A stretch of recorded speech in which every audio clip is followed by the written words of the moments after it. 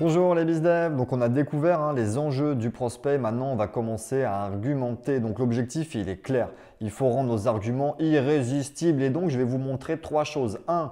Comment faire un beau storytelling. 2. Comment donner du goût, de la saveur à vos arguments avec le CAB. Et pour finir, faire une belle sécurisation.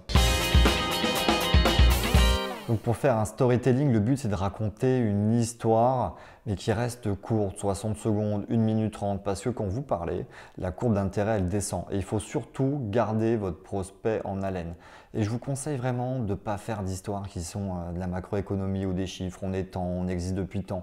Ça n'intéresse pas les prospects. Il faut que vous racontiez une histoire qui soit vraie et il y a une phrase qui marche toujours bien, c'est dites-lui pourquoi vous avez créé cette boîte, pourquoi votre service existe. Et quand vous lui expliquez ça, soyez malin, remettez ses pains en avant. Vous avez créé cette boîte pour lui apporter de la valeur ajoutée.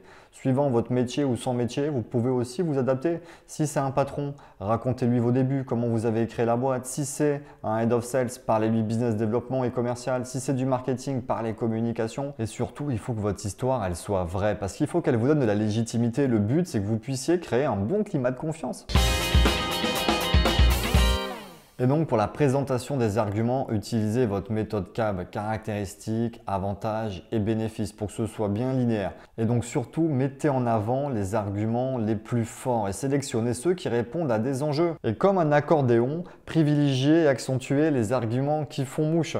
Étirez-les, répétez encore une fois. Quand vous citez vos arguments, n'hésitez pas à donner des preuves. Citez des clients existants, faites une démonstration, montrez avec la plaquette, visualisez. Parlez au présent et au futur pour que le prospect puisse se projeter, mais surtout, soyez enthousiaste.